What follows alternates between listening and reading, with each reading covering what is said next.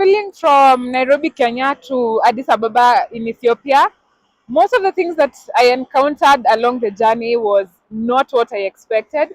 And then traveling for like 50 hours, and you're a girl and you're alone. And these are some of the things that I wish I knew while doing this journey. And this is my story. If you're listening to this and you're probably coming here by bus, I think you should pay keen attention to this video. And if you are not traveling by bus, then this is definitely my story. So things on the Kenyan side were fairly okay until you got to a spot where it was pitch black at night. I think we were almost getting to the Ethiopian side, probably 2 or 3 hours to the Ethiopian side. And these soldiers who were wearing their clothes, those clothes you see in movies, and they had big guns and something like they had put their masks all the way up to here. So it was quite scary for me since I had not seen such a thing. So the bus stopped there, and then we were told to come out for a police check with our identification. So we came out. I, of course, approached a soldier, gave him my passport. He asked me, what am I doing here? Like, what am I going to do in Ethiopia, sorry. I explained myself. And you see, when you're a lady, there are some questions you get asked, and you just have to be smart about it in terms of answering those questions. As a lady, there are some things that you go through in life, and you have to be smart enough to know the survival tactics around such things. They can ask you, are you married? Do you have a boyfriend? And you just have to be smart about answering such questions, because if you give the wrong answer, hey, you might get yourself into trouble for no good reason. So such things were asked. But anyway, that was it about there. But now when we got to the Ethiopian side, that is when things got on another level. Okay, so when we got to the border, good thing I had actually just prayed to God, please give me someone who will direct me well so that I have a smooth transition to the Ethiopian side.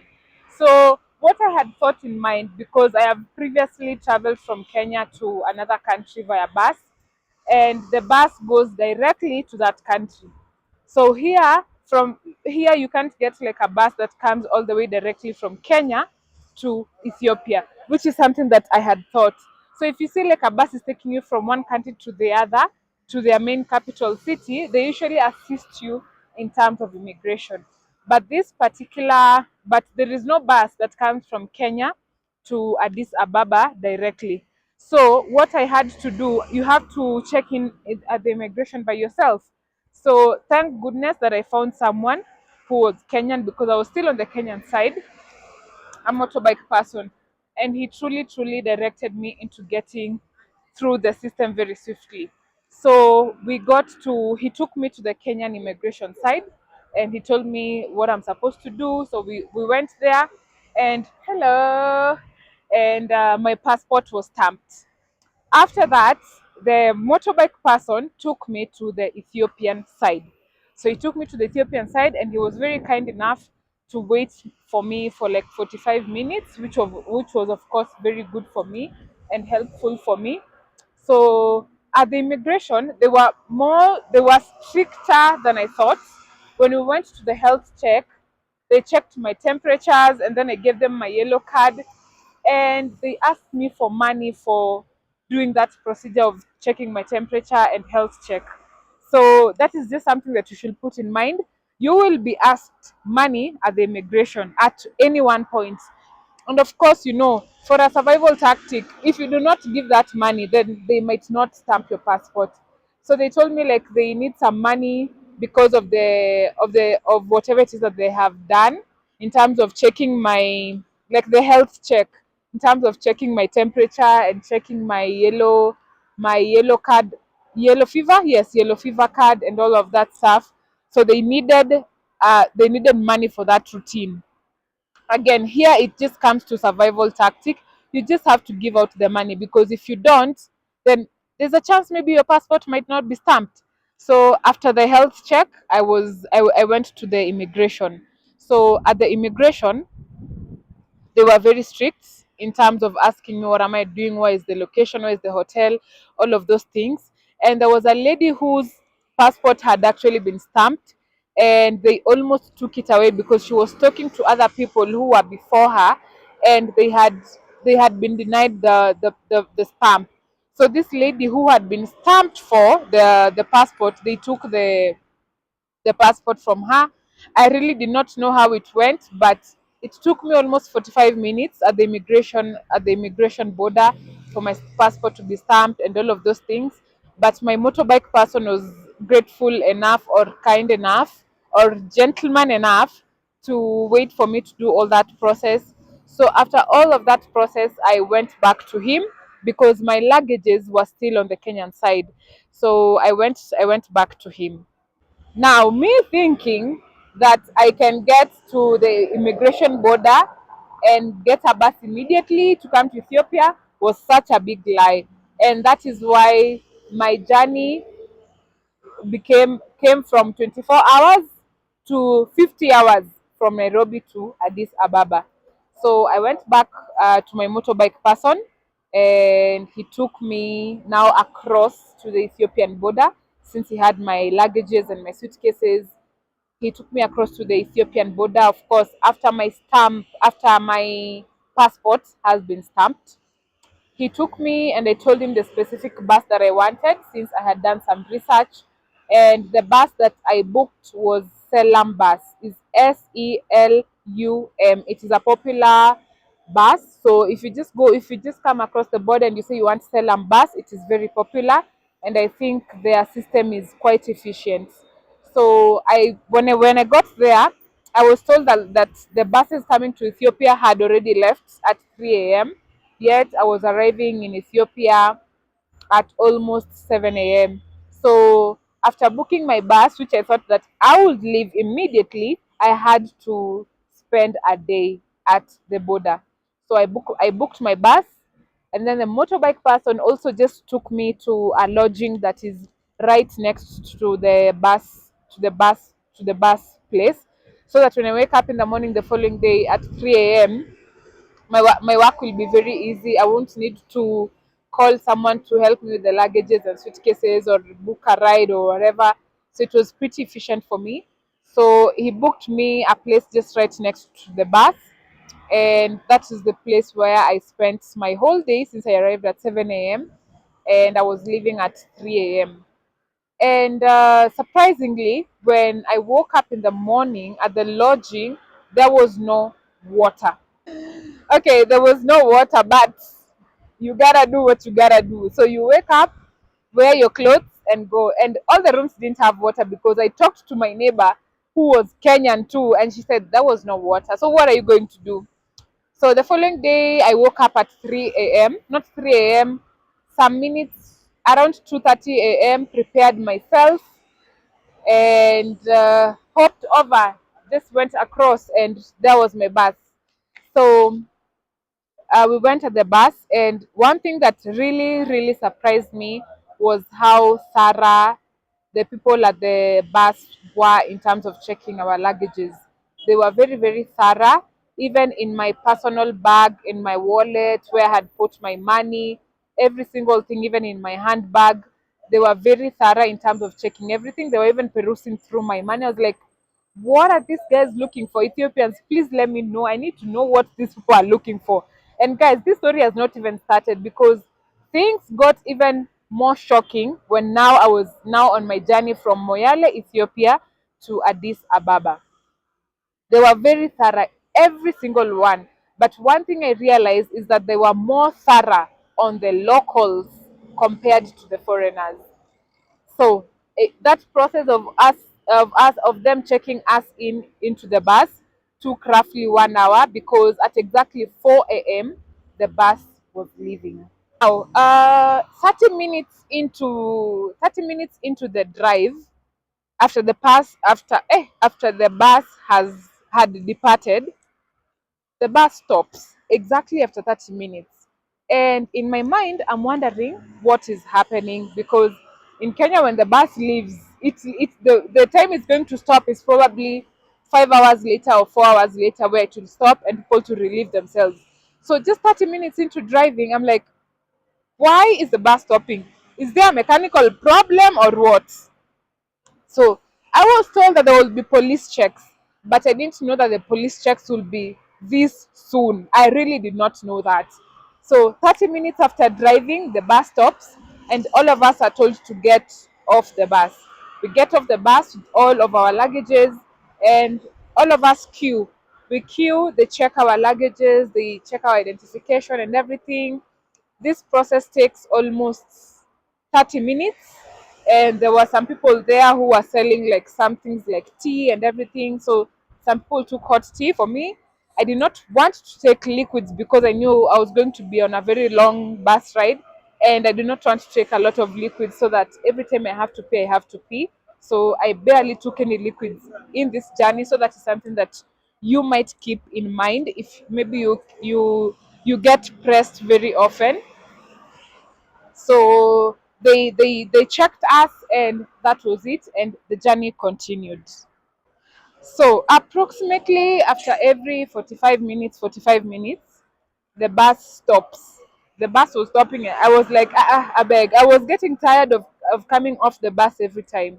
So after every 45 minutes, the bus was stopping, and there were police checks. They could check our luggages, they could check our identifications, and even the big luggages such as suitcases that were put like under the deck of the bus, they were also checking them.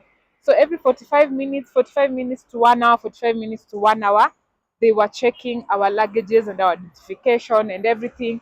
They were getting into the bus, searching the bus. So I really don't know what these people are looking for, or what really happens in Ethiopia, or what I do not know. So Ethiopians in the building, please let me know what exactly the police usually checks for. I understand that Ethiopia has many rules, but you guys, I just need you to enlighten me and tell me exactly what they were looking for. So okay, that became a normalcy, and I got into it, and I said, okay, every 45 minutes, 1 hour, there'll be police checks. So now the shocking part comes when it is lunch break. So they stop us at a certain place where there are several hotels. But one thing that really shocked me was the sharing of toilets or washrooms of both ladies and gents. And I've said this in one of my previous video. Like there was a girl who just peed there, like just peed there right in front of us. And something that also really shocked me was how the toilets or the bathrooms or the washrooms were stinking. They were stinking so bad. They were stinking so bad, and I'm not even going to exaggerate. They were stinking very bad, and the hotels are literally right next to the stinking washrooms. Now I understand maybe it could be like that because us who are using the toilets or the washrooms, we do not pay for them, because in Kenya it's usually different. For these long distances, the in most cases you will get to pay a certain amount of money, a very small fee, for you to get into the washrooms. And probably that is why the washrooms on the Kenyan side, on the long distance travels, are usually much cleaner, and they do not stink, and there is plenty of water. Now this other side, there was no water. Like it there was just a drum there, and we were fetching water in a very small container like this, and the toilets were not clean, and it was just horrible. It was just a horrible experience. But it could be that because us who are using the washrooms and the toilets, because we are not paying for them, that is why they were in that condition. Okay, now, so there is one spot where the bus stopped for another police check. And just for you to bear in mind, if you're traveling by bus, just know there will be roughly 30 police checks, and I am not even kidding. Roughly 30 police checks, from 25 to 30 police checks. And so this last police check, where we were told that it is the last police check, they were very thorough, and we stood there for more than 45 minutes. And I remember my neighbor getting into the bus before me, and she told me like she found my luggages like lying down on the floor, on the bus of the floor, because I had left my jacket and my neck support to help me like support my neck. So, and something else that I'd left on the seat. So like they had just put it down on the floor because they were thoroughly checking the bus. Even down there on the bus deck, like they were checking. I don't know what they're looking for. You guys will need to tell me, because I was like, what are these people looking for? Because this does not happen in Kenya. I'm like, what in the world are they looking for? It doesn't happen in Kenya. So you guys, Ethiopians in the building, please let me know what the police are looking for. I understand that you people have so many laws, but I truly want to know. So before we continue with this video, and you have not subscribed to my channel, subscribe to my channel, click on the notification bell so that you get notified anytime that I post. And when you get notified that I have posted a video, make sure you watch the video, like the video, and leave a comment on the video so that it helps me grow also as a YouTuber. My name is Sese, and today I'm just walking in the beautiful, clean streets of Addis Ababa. You can tell everything is literally clean and organized, and the planning of this city is amazing, amazing, amazing. We have so many buildings that are being brought up. But anyways, without any further ado, let us continue with the video. So after our supposedly last police check, the journey continued, and it continued fairly some few hours, about 4 hours without any disturbance. But where we had stopped for our police check, this is something that I've noticed, not here in Addis Ababa, but along my journey from Moyale to Addis Ababa, the rural areas or the villages. I noticed that there was so much litter. Like the litter was so much, and I'm not even exaggerating. I think it's because we know that Ethiopians are different from most Africans in terms of the way they do their things. Like almost everything that they do different, like that they do is different. So the litter that I saw while on my way on the bus stops, it was so much, and I did not expect that. I can expect that from Kenyans, but I really did not expect that from Ethiopians. And that is why when I saw the litter, I was like, oh my god, this is so much. So just bear that in mind if you've not been to Ethiopia before, and you're using the road. Just bear that. And then something else I've forgotten to mention is that you do not need a visa to come to Ethiopia if you are Kenyan, since I'm Kenyan. But if you're in your country, if you're from a different country, you need to do your research so that you can know if you need a visa to come to this country.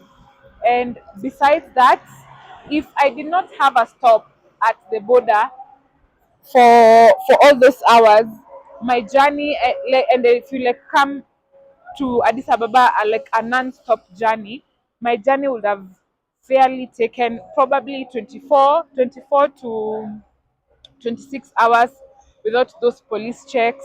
So just bear that in mind. So if you have probably a personal car and you want to do like a road trip, it will be it will take you lesser time because you will not have to sleep anywhere, and the police checks will be much faster. So bear that in mind. So after our last police check, after driving for like a few hours, 4 hours, which I felt so good because at least I had time to sleep, there was another police check. I was like, what in the world is not happening? There was literally another police check. So I was like, oh no, this is not happening. I thought we were told like this is the last police check. So bear in mind, I'm just looking at this. I don't know. Oh, he's uh, he is watering the grass. That's good. Okay, so let's continue with our video. So so we had another police check, but that was truly the last one. And I had from there on, I had a smooth journey to Addis Ababa. So the bus stopped, and one last thing that flabbergasted me, one thing that flabbergasted me was the taxi that I took from my bus, from my destination to my guests, to where I will now be sleeping, or where I will be spending my time while in Addis. So the vehicle or the taxi was so old. Hey, it was old. I cannot stress enough. It's not a bad thing, it is just a different thing from what I am used to, because currently in Kenya people are slowly getting rid of old vehicles. So it is something that I'm not very used to. So it was old. It was very old until at some point I felt like maybe I was in danger or something. But now that I've come to the city and I've seen several cars, taxis, and public service vehicles that are old, several of them are like, okay, it's a thing in Ethiopia. So that is something that you should also bear in mind if you're visiting this place, that you might come across old taxis or public service vehicles. So I was pretty much shocked about that. Okay, so bear in mind about that.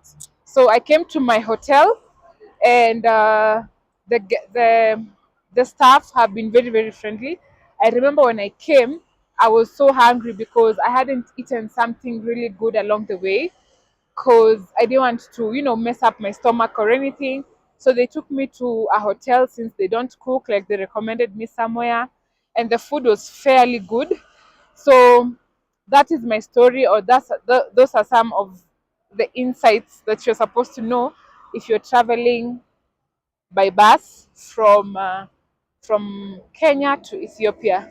One also very major concern that I know that people usually have in mind is about the safety, especially from the Moyale, Ethiopia to Ethiopia border to Addis Ababa. I actually prayed about it because some fear had been instilled with me in me that maybe something bad will happen. Everything was okay, everything was safe, and I think that is also why we have the several police checks along the way, because of probably the security issue. I do not know, but that was the case. And besides that, I believe the bus that I was in had a very good system in terms of how they do their things. You could tell like they mean business, even from the checking of the luggages, the way they treated us, and it's a pretty popular bus when it comes to here in Ethiopia.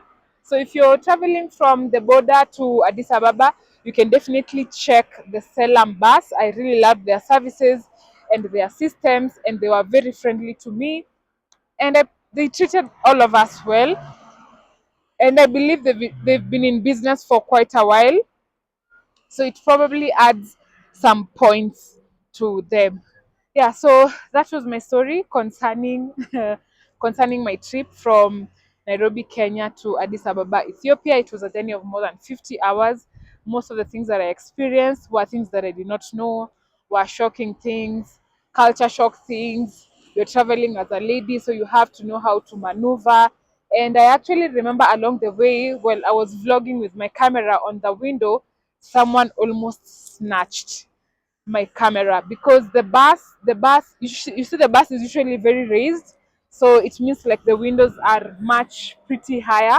So this person, by the time they jumped and tried to grab my camera, I had already noticed them, but I felt their hand touching my hand. So that is also something that you should put in mind. I have been warned that there are phone snatchers here, so just put that in mind. Currently, I'm working and I have left my phone in the room, but that is not something shocking to me because it happens in Kenya the time, all the time, and I've been a victim of my phone almost being snatched in Kenya.